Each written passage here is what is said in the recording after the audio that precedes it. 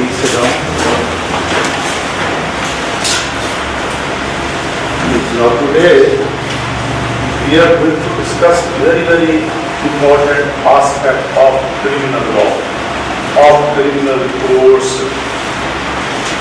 Now we will discuss in detail that how a judicial magistrate is conducting his proceedings in the court, how session judge is conducting his proceeding in the court, how chalans are received in the court, and how we reach the destination of judgment.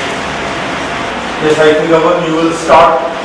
Come here and start whatever I have stated from the position. Suppose FIR has been recorded, then what procedure is adopted? After the FIR has been recorded under section 154 of CRPC, then the police will conduct an investigation under section 156 of CRPC. Yes, Rashpreet, you will note, you will keep eye on his version and tell me that he has committed a mistake. Yes. After the investigation, the police will present a report under section 173 of CRPC before the magistrate. The first and foremost duty of the magistrate is to supply the copy of necessary documents and challan to the accused person under section 207 of CRPC. After 207, then the magistrate is to see, keeping in mind the challan report presented by the police, whether there is any case made out against the accused or not. If there is no case made out against the accused, then the magistrate shall discharge the accused person under section 229 of CRPC. Very nice. Very good. We narrate the same thing that when case is registered, FIR is there, then what procedure is to be adopted by the issue? So then investigation magistrate direct the police to investigate under section 156. Then police present the report under section 173, and then accused is supplied the copies of FIR and documents attached to it under section 207. And then if there is no case made out against the accused on the basis of that, the documents then shall be discharged under section 239. Very good. Now please keep this thing in mind that this procedure is very important procedure. Now let me proceed further. Now suppose if the judicial magistrate is of the view that there is something, a clear-cut case is made out against the accused, and record tells it raises presumption that accused has committed some offence, then the judicial magistrate will frame charge against that accused. Now after framing the charge, trial will be started. Now this is the juncture where we will say that now trial has started. Now up to this, let's discuss from the beginning when FIR is recorded, then how we will proceed further.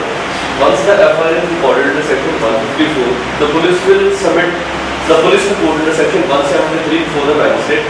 Then the magistrate has to supply copies to the accused under section 207. The copies contains the statement recorded under 161, 164 or the copy of FIR.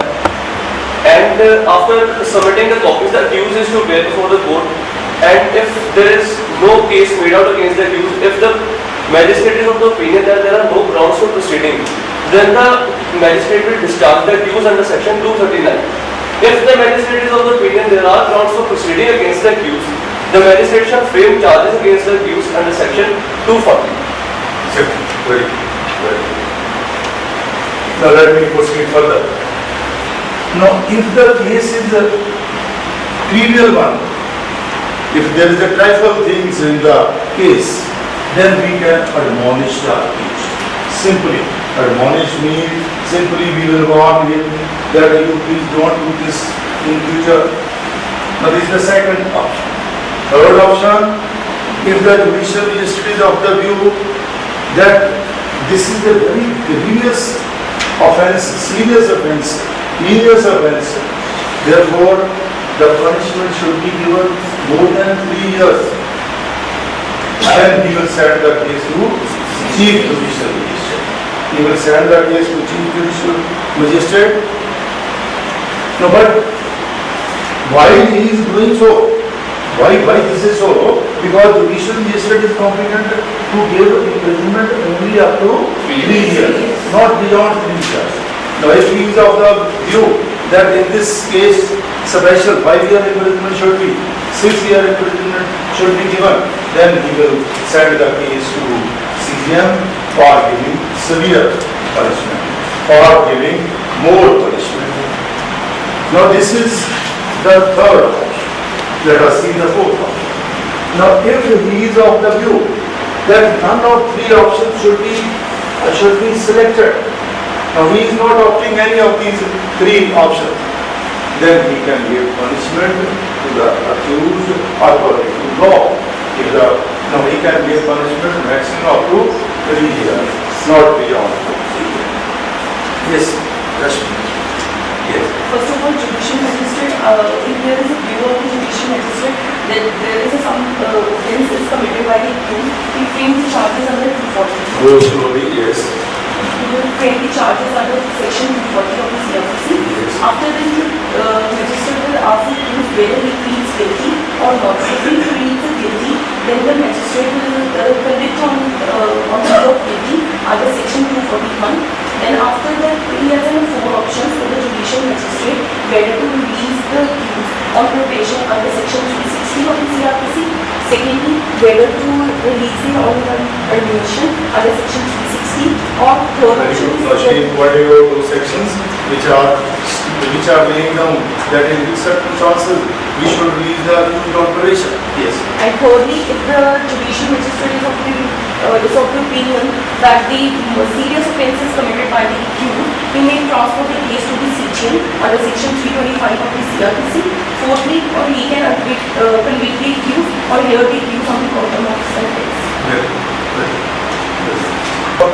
Suppose here, if the accused has not pleaded guilty, if accused says, no sir, I have not committed any offence, I am innocent, then we will record in the plea that he has not pleaded guilty.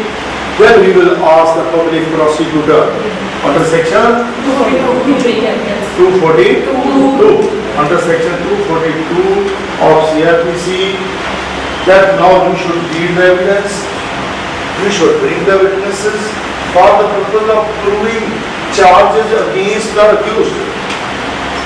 Then the public prosecutor will bring witnesses, maybe 2, 3, 4, 5, whatever witnesses are in his stock, he will bring those witnesses. Then we will give an opportunity to the accused also to cross-examine those witnesses. Now, after the closure of the evidence by the public prosecutor, then what we will do? We will record the statement of accused. Now, statement of accused is recorded by the court. Very important things with regard to statement of accused, which you should keep in mind, that this statement of accused is not recorded on oath. Now, this statement of accused will be in question-answer form. We will simply ask many questions from him with regard to that whether, now we will put, in other words, we will put each and every evidence to him, which is incriminating against him. And we will ask him question that this witness has stated that you have frequently happened. What do you want? Now we will record his answer. Now this is how we will proceed further with regard to the recording of statement of accused. Now after recording of statement of accused, then we will give another opportunity to the accused that now you can also read evidence. You can also bring your witnesses in order to disprove the evidence of the public prosecutor, in order to rebut the evidence of the public prosecutor, in order to tell that you are not guilty of that. Connect whole this procedure with all these sections, that how, from which section we had started. Now here it is section 238, which is providing that when the challan is received by the judicial magistrate, he will supply copies of challan, copies of statement. 239 in that section, discharge. When the judicial magistrate is of the view that accused should be discharged. 240, framing of the charge. When he is of the view that charge should be framed. Now 241, we will ask him whether you plead guilty or not. If he has pleaded guilty, then we will be having 4 options. Now 242, it is evidence. Now 243, it is defense evidence. It is in between this stage, we are recording statement under section 21. It means after this section, after recording evidence of the public prosecutor, we have to record statement of accused. 243, after 243, then it is 248. It is 248 where we can convict the accused, we can acquit the accused. This is let me call one of you. Please go there. Explain these sections. From 238, which we have already discussed. Yes. Somewhat loudly and later. Yes. Under section 238, the magistrate will satisfy himself that whether he has complied with section 227 or not, whether copies are sent to accused or not. Yes, whether the copies have been supplied or not. Somewhat slowly. Yes. Then under section 239, if the magistrate opines that there is no case made out against accused, then the accused shall be discharged under section 239. Yes. And then if he is not discharged under section 239, then charges will be framed under section 240. Accepted. Very good. And then under section 241, he will be asked that whether he pleads guilty or not. Right. If he pleads guilty, then there are 4 options with the magistrate. He may admonish him under section 360, or he may acquit him under section 360 probation. He may release him on Correct. Wherever she is. Now she is talking about this section. Yes, please read this section again. Under section 241, the accused, there are 4 options with if he pleads guilty, then there are 4 options with the magistrate. The first is that he may release him on probation under section 360, or admonish him under section 360, or refer the case to the CJM under section 325. Why he will refer the case to To CJM? give him severe punishment. For If the the case purpose of giving severe severe punishment. Yes. And then he may pass judgment against him. He may Conviction. give a Judgment. punishment. He may give punishment. He may pass sentence in that case. Yes, next. And then under section 242, public prosecutor will bring evidence in favor of prosecution. If he has not pleaded guilty. If he has not pleaded guilty, remember that thing also, that if he has not pleaded guilty, then what is the further procedure? Yes. Then under section 242, prosecution evidence will be recorded. And then under section 313, the accused will be heard. It is the stage where the accused will be heard personally for the first time in the case. Where the statements of the accused will be recorded. Statement of accused will be recorded. Will it be on oath? No. It will not be on oath. Now in which form you will write that? Question. It will be question and answer. Remember this thing. Yes. Yes, we will have you let's come here. Simply you will narrate from the beginning. Suppose your judicial magistrate standing here, judicial magistrate, and you have received the challan. What you will proceed from?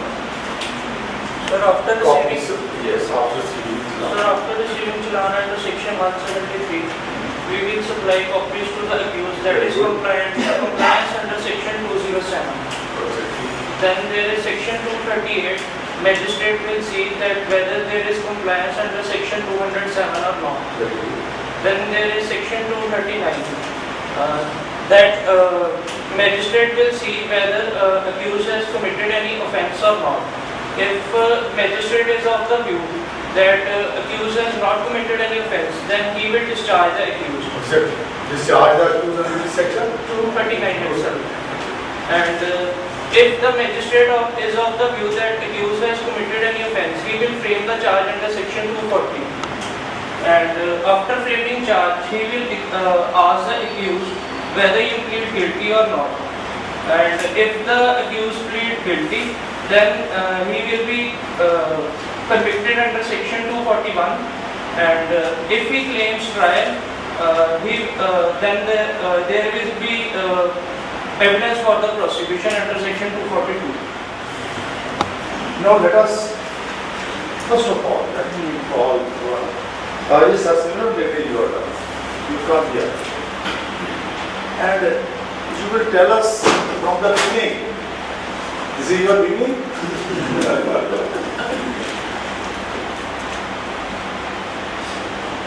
From the beginning, when FIR has been recorded and Chohan is with you and you are sitting on the chair of Judicial Magistrate First Class. FIR is recorded under section 154 of CRPC. And after FIR is recorded, investigation done by the police in section 156. After the investigation, the police submits a report under Chohan under section 173 of the Alright, very good. He has also invoked section 156. The 156 of CRPC authorizes the police to conduct investigation. When the challan is presented to the magistrate, he will supply the copies of the challan and the other documents which are like section statement of section 161, 164 to the accused under section 207. After the supplying of copies to the accused, he will start with the procedure of the trial. That will start from 238. In section 238, he will see whether the copies have been supplied by him or not. If the copies have been supplied, then he will see whether the accused, any case is made against the accused or not.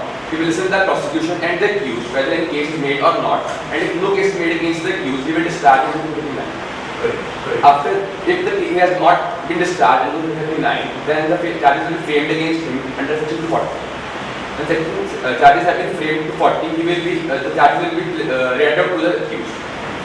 And after reading of charges to the accused, he will be asked whether he pleads guilty or not under section 241. If the accused pleads guilty, then the magistrate has four options. He may convict him under section 248, or he may admonish him under 360, or he may release him on probation under 360. And if he considers that the punishment should be more severe, then he can transfer the case to CGM under 325. If the accused does not plead guilty in 241 and he claims trial, then the magistrate will ask the prosecution advocate to lead the case, and he will ask them to bring evidence under 242. Now suppose he has committed the case to the session. Earlier in the beginning, I directed you, when he has received the challan, he is to look into that, whether all these offences are triable and judicially initiated, or these offences are triable by session. Now if he has committed the case to the court of session, then let us see what is the procedure. How the session court will take the case. Now listen to me first of all carefully, then I will call you people to come here, that how session judge, how court of session is trying the case. Now when the case is received by the court of the session, say by session judge, then what he will do? He will not supply the copy. Why? Copies have already been supplied by the magistrate.